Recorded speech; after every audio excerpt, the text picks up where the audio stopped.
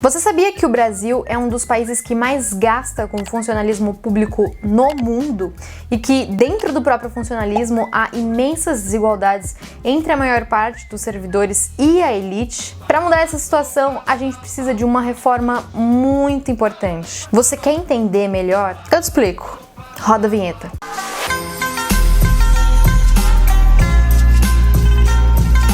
Em 2020, a Confederação Nacional da Indústria, com dados do Fundo Monetário Internacional, famoso FMI, publicou a nota O peso do funcionalismo público no Brasil em comparação com outros países. Vocês sabem o que dizia nela?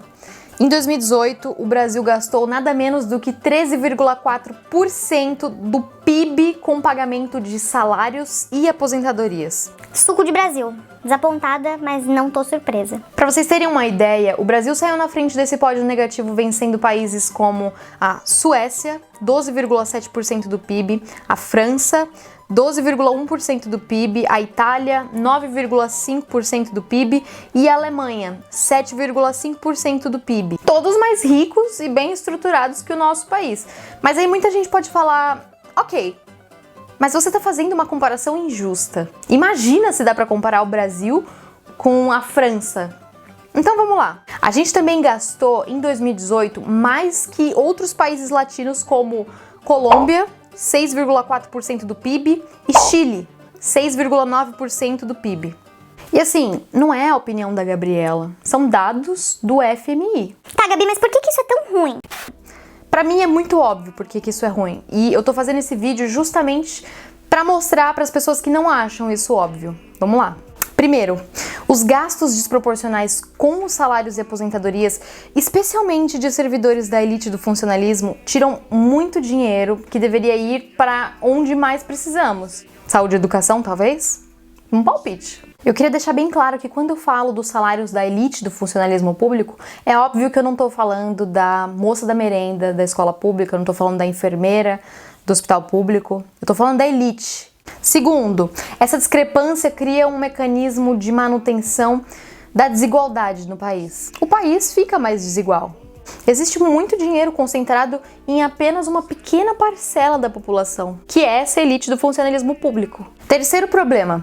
Eu não sei se vocês sabem, mas quem paga mais impostos no Brasil são os mais pobres. É de uma injustiça profunda que o Estado, nesse caso, funcione como um Robin Hood ao contrário, tirando dinheiro de quem menos tem para financiar quem já tem muito. O Brasil se transformou numa máquina de transferir dinheiro do pobre para o rico.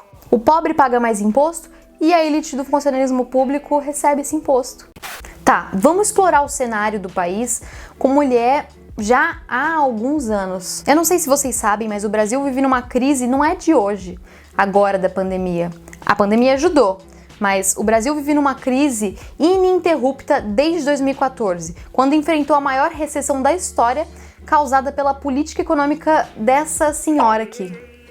Jogaram a responsabilidade fiscal pela janela e foram poucas as tentativas de restaurar o equilíbrio do orçamento. A verdade é que, com a inflação cada vez mais descontrolada, o crescimento do desemprego, a desvalorização do real e o impacto enorme dos gastos com assistência social durante a pandemia, aumentaram ainda mais esse rombo nos gastos públicos. Ao mesmo tempo, o funcionalismo público, principalmente a elite dele, toma uma fatia gigante do orçamento e ainda tem o benefício da estabilidade. O cara já ganha pra caramba e ele ainda tem o benefício da estabilidade. Ainda por cima, existem enormes desigualdades dentro do próprio setor público. E pior, são tratamentos desiguais que privilegiam quem mais ganha. Eu vou trazer para vocês um artigo de 2020 do economista Oded Cunha. Olha só. Hoje, uma professora do ensino fundamental com doutorado que receba uma remuneração pouco superior a R$3.000 receberá a totalidade do seu salário com mais de 30 dias de atraso. No mesmo estado, no mesmo setor público, um desembargador que tenha uma remuneração total mensal de R$60.000, 20 vezes maior, receberá a integridade de seus vencimentos rigorosamente em dia. os dois são funcionários públicos, um ganha 20 vezes mais do que uma professora doutora que trabalha com educação, só que um recebe o salário em dia e o outro não recebe. Servidores federais da elite do funcionalismo, como o desembargador que eu mencionei, ganham 96% a mais do que recebem trabalhadores da iniciativa privada que exercem funções semelhantes. Isso tudo segundo o Banco Mundial. Isso é o que a gente chama de prêmio salarial. É esse valor que servidores ganham a mais do que receberiam se exercessem função semelhante na iniciativa privada. Nossa, Gabi, mas com o que você está comparando? Da onde você tirou isso? Esse número de 96% é o mais alto entre os 53 países na amostra de pesquisa do Banco Mundial. Tá, eu mostrei pra vocês que isso é uma realidade no Brasil, mostrei que isso é completamente discrepante do resto do mundo e que a gente precisa mudar isso. Só que como a gente faz para superar esses mecanismos de desigualdade e aumentar a eficiência do serviço público oferecido pelo funcionalismo? Com uma reforma administrativa. Eu tenho certeza que em algum momento da sua vida você já ouviu falar esse nome, reforma administrativa. Tá, Gabi, eu ouço tanto falar de reforma administrativa aqui, reforma administrativa ali, mas por que ela é tão importante? Ela é importante para a gente resolver boa parte dos problemas que eu apresentei até agora para vocês no vídeo. A gente precisa dela para ter um modelo novo e menos desigual para todos os servidores públicos. A gente precisa dela para darmos mais um passo em direção à construção de um Estado menos inchado, que reforça distorções injustas e privilegia elites em detrimento de quem mais precisa. Para concluir tudo isso que eu disse, sem a reforma administrativa, a gente não vai melhorar a eficiência de produtividade do setor público.